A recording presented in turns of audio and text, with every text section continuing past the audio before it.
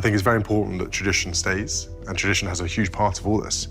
But there's also points where you look at tradition and go, William made his decision. Camilla heard it. And what happened next inside the palace walls shocked even the staff who thought they had seen everything. The decision that broke the silence. There is a specific quality to the silence that precedes an institutional rupture inside the British royal family. It is not the ordinary quiet of a large building going about its business. It is something more deliberate than that, more managed. The silence of people who have been told in one way or another that what is coming requires them to conduct themselves with a composure that the situation does not naturally invite. Corridors that are usually populated by the purposeful movement of household staff, courtiers, and personal aides moving between meetings and appointments carry a different quality of human presence when something significant is about to happen. People move more carefully. Conversations that would ordinarily spill into shared spaces are conducted behind closed doors. The building itself seems to hold its breath. Buckingham Palace had been holding its breath for weeks, since the forensic audit findings of January 2026, since the formal restriction of Camilla's discretionary fund access, since Charles's private investigation had produced the report that he had read alone and then carried with him into the Winter Gardens at Sandringham, sending the stripped titles and the palace eruptions and the legal proceedings and the Balmoral lockdown, the institution had been operating in a state of sustained internal tension that even the most experienced members of the household described as unlike anything in their years of royal service. Every significant development had added another layer to a pressure that had no formal release valve and no publicly acknowledged existence. The palace's official face remained composed. Its internal reality was anything but. Senior courtiers, who had navigated decades of royal family complexity, described the atmosphere in the weeks leading up to March 4th, 2026, in terms that convey both its specific character and its exhausting persistence. One household official, speaking under strict conditions of anonymity, said that the feeling inside the palace during that period was of waiting for something that everyone knew was coming, but that nobody was authorized to name. Meetings that should have taken place were postponed. Decisions that required Camilla's involvement or approval were being routed around her office in ways that were technically defensible, but institutionally unmistakable in their implication. The machinery of the royal household was quietly, systematically, and with considerable bureaucratic sophistication being reconfigured around an absence that had not yet been formally declared.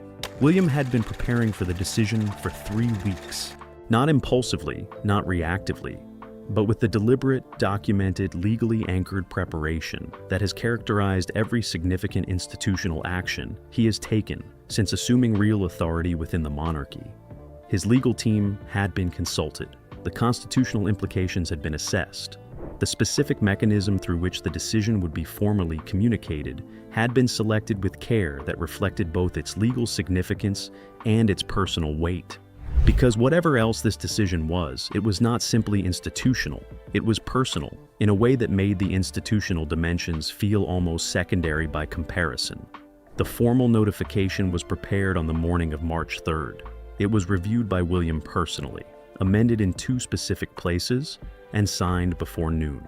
It was then held for 24 hours, a deliberate pause that sources close to William describe as characteristic of the way he handles decisions, whose consequences he has fully accepted, but whose human cost he does not treat lightly.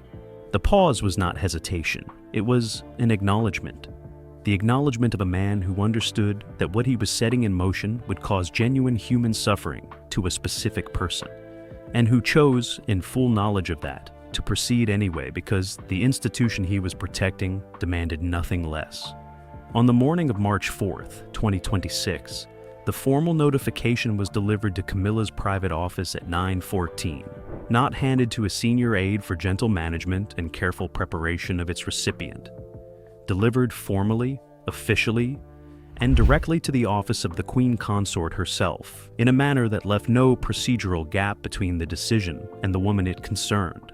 The member of Camilla's staff who received it read the first paragraph, set it down, picked it up again, and then walked directly to Camilla's private sitting room without stopping to speak to anyone she passed in the corridor. Whatever was on her face in that walk communicated enough that 2 other members of staff who saw her, according to sources, stopped what they were doing, and watched her go with the particular stillness of people who have just understood that something has changed. What happened in that sitting room, in the minutes that followed, is the moment this entire story has been building toward. Stay with us, because what William actually decided, and why it was always going to come to this, is where everything finally becomes clear. What William actually decided and why it was. Inevitable. Pull back from the immediate drama of a formal notification delivered to a private sitting room on a March morning, and look at the full arc of everything that preceded it. Because the decision William made on March 4th, 2026, did not emerge from a single grievance, a single confrontation, or a single documented act of institutional betrayal. It emerged from the accumulated weight of a pattern that had been building across months of audit findings, stripped titles, blocked funds, palace investigations, and a Balmoral breach that had exposed the full architecture of a network operating against the monarchy's most fundamental interests from within its own walls. To understand the decision, you have to understand everything that made it not just possible, but, in the assessment of every source close to the situation, inevitable. William decided to formally recommend to King Charles the complete removal of Camilla from all active institutional roles within the royal household, not a suspension, not a temporary restriction of the kind that had been applied to her discretionary fund access in January.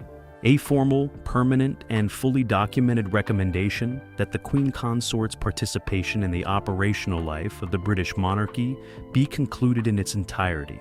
Every committee membership, every patronage held in an institutional rather than purely personal capacity. Every role, formal or informal, through which Camilla had exercised influence over the decisions, the resources, and the direction of the institution that William was preparing to lead. The recommendation stopped short of addressing Camilla's personal title or her position as Charles's wife. Those were matters that belonged entirely to Charles, and that William had been careful, in the construction of his recommendation, to leave entirely outside his own formal reach. He was not telling his father what to do about his marriage. He was telling the institution what it needed to do about itself. And the precision of that distinction, legally documented and constitutionally grounded, was itself a reflection of the sophistication with which William had approached every significant institutional decision of the preceding months. Now, understand why this was inevitable. Not in the retrospective sense that makes every outcome seem predetermined once you know how it ends, but in the genuinely documented, sequentially established sense that emerges when you lay every preceding development out in chronological order and trace the line. They collectively draw toward a single inescapable conclusion.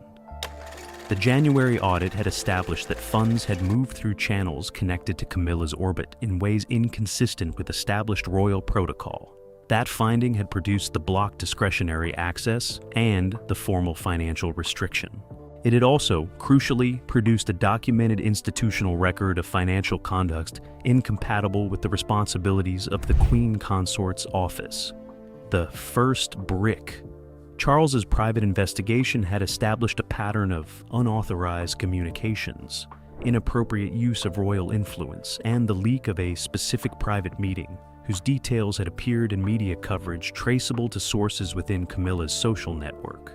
That investigation had produced the stripped titles and the formal sovereign instrument whose preparation had itself required constitutional legal consultation at the highest level. The second brick. The Balmoral breach had established the existence of a network operating with inside knowledge and institutional access, whose objective had been the removal from the monarchy's secure holdings of documents. The Balmoral breach continued, existence protected the legal foundations of the current succession. That investigation had identified at least one individual still operating within the palace with full institutional access, whose connection to the network had been confirmed through recovered communications. The third brick. And now, in the first week of March, a fourth development had reached William through the secure channels that his months of institutional restructuring had made considerably more reliable than they had previously been. Information, specific and documented, that connected a decision made within Camilla's private office in the preceding 2 weeks to an action whose consequence, had it proceeded undetected, would have directly undermined a specific element of William's succession preparedness arrangements that he had spent months constructing with meticulous care. The fourth brick: 4 documented, legally anchored, institutionally verified developments, each one individually serious, together forming a structure whose logical conclusion any constitutional advisor, any senior legal mind, and any future king, with William's particular combination of institutional intelligence and personal resolve, would arrive at by the same inevitable route. The removal of Camilla from the operational life of the institution was not a punishment. It was a diagnosis and its necessary treatment, a formal acknowledgement placed into the permanent record of the British monarchy that the pattern of conduct documented across those 4 developments was incompatible with continued institutional participation. William had not made this decision quickly. He had made it carefully, completely, and with the full understanding of what it would cost the woman who received it, and the man who would have to live with its consequences beside him. But he had made it. And in the particular institutional grammar of the decisions William makes, made means done. Stay with us, because what happened to Camilla when the weight of that reality arrived in her private sitting room is the moment this story has been waiting to reach. The moment Camilla collapsed and what it revealed. The member of staff who walked that corridor on the morning of March 4th, 2026, carrying a document she had read and immediately understood, did not knock when she reached Camilla's private sitting room door. She opened it. That detail, small in its physical description and enormous in its institutional implication, tells you something about the urgency that had displaced the ordinary protocols of palace household management in those few seconds. Between the delivery of the notification and its arrival in Camilla's hands, the careful choreography of royal household life, the knocking, the waiting, the announced entries and managed transitions that structure every interaction within a working royal residence, had been suspended by the simple human recognition that what was about to happen in that room required presence rather than procedure. Camilla was seated at her writing desk when the aide entered, working through her morning correspondence in the way that sources describe as one of the most consistent features of her daily routine. A routine that she had maintained with remarkable discipline across years of public controversy, personal reinvention, and the sustained institutional pressure of becoming against every expectation and every public opinion poll that had ever measured the prospect, the Queen Consort of England. The routine was itself a form of armor, the structured predictability of a morning that begins the same way regardless of what the world outside is doing. It was, sources who knew her well had always said, how Camilla managed the gap between the life she was living and the life the public believed she was living. The aide placed the notification on the desk in front of her without speaking. Camilla looked at it, looked at the aide, and then looked back at the document with the Besiza particular stillness of someone whose instincts have registered the significance of what they are about to read before their eyes have processed a single word of it. She read it, the full document. Sources who were present in the adjoining room described the silence that accompanied that reading as lasting approximately 4 minutes. 4 minutes of complete, unbroken quiet during which the ordinary sounds of the palace morning, the distant movement of staff, the muffled procedural activity of a large household conducting its business, continued with an indifference to what was happening in that room that sources describe as surreal in its contrast to the magnitude of what Camilla was absorbing. Then she stood, and in the standing, something gave way. It was not theatrical. Every source who has spoken about what happened next is emphatic and consistent on that point. It was not the kind of visible dramatic collapse that the phrase suggests when it appears in a headline. It was something considerably more human than that, and in its humanity considerably more devastating to witness. Her legs, which had carried her through 30 years of public hostility, through the worst reviews a person can receive from a watching world, through the sustained personal cost of loving a man who belonged first to an institution and second to the woman who had come before her, simply stopped performing the function that the will was asking of them. She sat back down, not in the controlled way that people sit when they choose to sit, but in the way that people sit when the choice has been made for them by a body that has reached its limit. The aide was at her side immediately. A second staff member, alerted by a sound that sources describe only as something between a breath and a word that did not fully form, entered from the anteroom within seconds. What they found was not a woman in medical crisis. Let that be stated clearly, because the word collapse carries clinical implications that the sources who were present are careful to distinguish from what they actually witnessed. No. What they found was a woman in the grip of the kind of emotional overwhelming that the human body produces when the accumulated weight of everything it has been carrying finally exceeds the capacity of the will to manage it. Not illness, devastation. The specific total physical manifestation of a person understanding in a single moment that the thing they feared most has arrived and that there is nothing left to do to prevent it. She was helped to the small settee positioned near the sitting room's east window, a window that looks out over the palace gardens, the same gardens where Charles had walked alone, after signing the documents that had already, months earlier, begun the formal process of which this notification was the culminating step. She sat there for a long time, not speaking, not reading the document again, simply sitting with the particular quality of stillness that sources say was more unsettling to observe than tears or anger would have been, because it was the stillness of someone who has run out of moves. And in a game that Camilla had been playing with extraordinary skill and extraordinary cost for the better part of 30 years, running out of moves was the one outcome she had spent everything she had to prevent. Stay with us, because what happened inside the palace when word of that morning began to travel is where the eruption truly begins.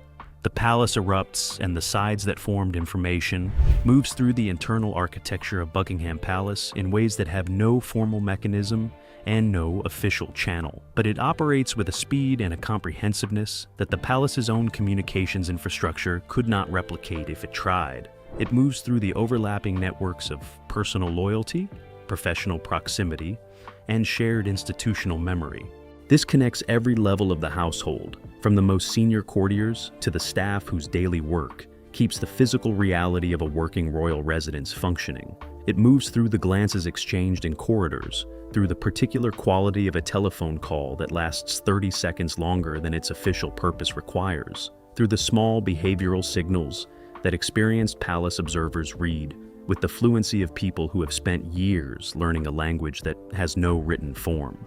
By 11 in the morning of March 4th, 2026, the information had moved. Not completely, not with full detail, but with enough accuracy and enough weight that the palace's internal atmosphere had already shifted in ways that every person working inside it could feel without being able to formally account for. What they felt was the eruption beginning. The first visible fracture appeared not among the senior courtiers, whose public composure was professionally non-negotiable, but among the middle tier of palace household staff, whose daily work placed them at the intersection of multiple competing loyalties, and whose personal relationships with both Camilla's office and William's operation had been navigating increasingly uncomfortable tensions for months. 3 members of Camilla's personal household staff requested urgent meetings with the palace's human resources coordinator before noon. The content of those meetings has not been disclosed, but the timing and the simultaneity of those requests communicated something that the coordinator, an experienced institutional professional who had served through multiple generations of royal family complexity. It described to a colleague that afternoon, in a single sentence that has since passed through palace circles with the consistency of something that captured its moment precisely. She said that the ground had shifted and people were deciding which side of the crack they were standing on. The sides that formed in the hours following March 4th did not align along the simple axis that outside observers might have predicted. Not simply Camilla's loyalists against William's supporters, not the old guard against the reformers, not the generation that had built its palace careers in the warmth of Charles and Camilla's reign against the generation preparing itself for what comes next. The divisions were more personal than that, more complicated, and in several cases more surprising than any straightforward ideological split would have produced. Among Camilla's most senior and longest-serving courtiers, the response was divided in a way that revealed something important about the private assessments, so much that even her closest institutional allies had been making behind their professional neutrality. Several figures who had been associated with Camilla's office for years, and whose public loyalty to her had been unambiguous, responded to the morning's news not with the protective solidarity that might have been expected, but with a quiet, considered withdrawal that sources describe as the institutional equivalent of a hand being removed from a shoulder, not hostile, not declarative, simply absent in a way that communicated to those who understood palace language that a private assessment had been made and a private conclusion had been reached. 2 senior courtiers whose names are known within royal circles, but they have not been publicly connected to the developing situation and took actions in the afternoon of March 4th that told their own unambiguous story. Both requested formal transfers of their reporting lines away from Camilla's office and toward the household management structure that operates under William's authority. Both requests were granted within 2 hours. The speed of that granting was itself a signal. Institutional transfers of that nature ordinarily require days of administrative processing and multiple levels of approval. The fact that William's household management team processed them within 2 hours told everyone inside the palace who heard about it exactly how completely the ground had already shifted and how thoroughly William's team had prepared for exactly this kind of institutional realignment. On the other side of the forming divide, a smaller but more vocally cohesive group of palace figures moved in the opposite direction. Several members of staff with personal, rather than purely professional loyalties to Camilla gathered in her private office suite in the early afternoon, a visible act of solidarity whose symbolism was not lost on anyone watching the palace's internal geography rearrange itself around the morning's events. They stayed for 3 hours. What was discussed has not been disclosed, but their presence communicated something that sources say Charles registered when he was briefed on the afternoon's developments. The human cost of what was unfolding was not abstract. It was visible, it was immediate, and it was happening in the building where he lived. Stay with us because the position that cost placed Charles in is the chapter that breaks your heart. Charles, between his wife and his son. There is a particular cruelty to the position that King Charles III found himself in on the afternoon of March 4th, 2026, that no institutional language, no constitutional framework, and no analytical distance can fully neutralize. It is the cruelty of a man who built his life around 2 loves, his love for the woman he chose, and his love for the institution he was born to, and who has spent every significant moment of his adult life managing the tension between them. A tension that he had, across 30 years of scandal and sacrifice and public cost, always managed to resolve in favor of both, finding ways, sometimes barely, to honor the institution without destroying the woman and to protect the woman without destroying the institution. It was the defining balancing act of his entire reign and his entire life. And on March 4th, it became impossible to maintain. He had been briefed on Camilla's collapse by her senior aide at approximately 10:45 in the morning. The briefing was brief in the specific way that briefings delivered to people already carrying the weight of prior knowledge are brief. Not because there was little to say, but because both the person delivering it and the person receiving it understood that the words being exchanged were not communicating new information. They were confirming what Charles had already known, in the quiet of his own private understanding, was coming. He received it without visible reaction, thanked the aide, and asked to be left alone for 30 minutes. What those 30 minutes contained has not been described by any source. It is the private interior of a man who had placed everything he had on a single human bet across the span of his adult life, and who was sitting in the specific silence of someone watching the full cost of that bet become visible all at once. At 11:30, he went to Camilla. He stayed for 40 minutes. What passed between them in that room belongs entirely to 2 people and has not been disclosed by any source who claims knowledge of it. What sources do describe is the quality of Charles's demeanor when he emerged. One senior courtier who saw him in the corridor immediately afterward described his expression as the face of someone who has given everything they have to give and has discovered it is no longer enough. Not defeated, not broken, emptied. The particular human quality of a person who has reached the absolute boundary of what love can do and is standing at that boundary looking at what lies beyond it. He did not summon William. He did not pick up the telephone and deploy the paternal authority that the situation might have invited him to exercise. He did not, sources confirm, make any attempt to revisit, soften, or create procedural distance between himself and the recommendation that William had formally placed before him. He had already, in the most consequential private conversation of his reign, told Camilla that William had his full support. That position had not changed. It would not change. Because Charles, whatever the personal cost of that consistency, understood something that the emotional devastation of that morning could not alter. The institution had to survive. It had survived everything that history had thrown at it for 1,000 years. Not because the people inside it always made the easiest choices, but because they made the necessary ones. What he could not reconcile, what sources say he carried through the remainder of that day with a weight that those who saw him found almost unbearable to observe, was the knowledge that the necessary choice and the right choice had, on March 4th, 2026, finally and irrevocably become the same thing. And that making the right choice had cost the woman he loved everything she had spent her life fighting for. Stay with us, because whether the palace can ever recover from what this day has set in motion is the question the final chapter was made to answer. What comes after the eruption? Pull back from the sitting room where Camilla sat in stillness. Pull back from the corridor where Charles walked with the face of a man who had reached the boundary of what love can do. Pull back from the divided loyalties and the transferred reporting lines and the staff members gathered in quiet solidarity in a private office suite. Pull back from all of it and look at the full picture. Because what happened inside Buckingham Palace on March 4th, 2026 was not simply a personal crisis or a political realignment or an institutional rupture.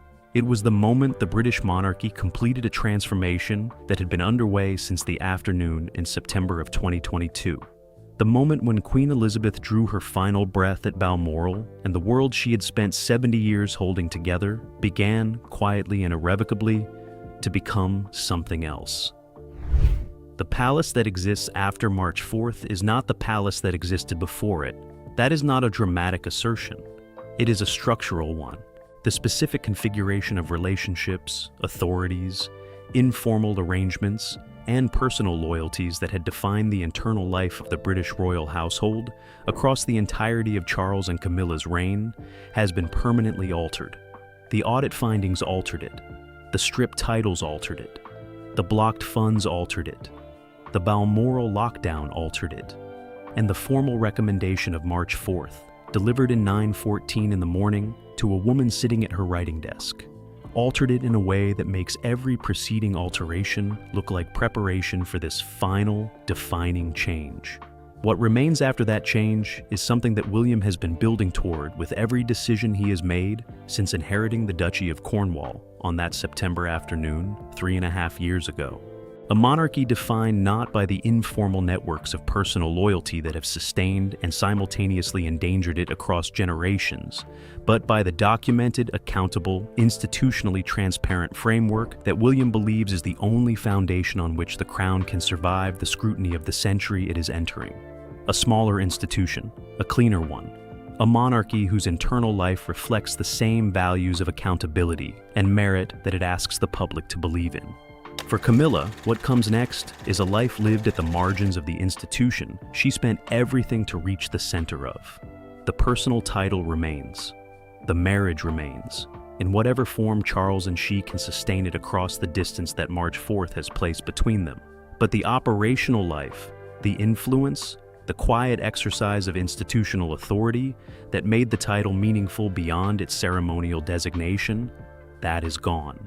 Queen Elizabeth II spent the final years of her life building structures designed to ensure that the right person would hold this institution when she could no longer hold it herself. She wrote her directives, she constructed her covenants, she placed her trust in the grandson who had walked the cedar groves with her and refiled the letters of soldiers long dead. She was right about him. March 4th proved it. And somewhere in the permanent record of the British monarchy, in the sealed and protected documents that William will one day place alongside hers, that proof now lives.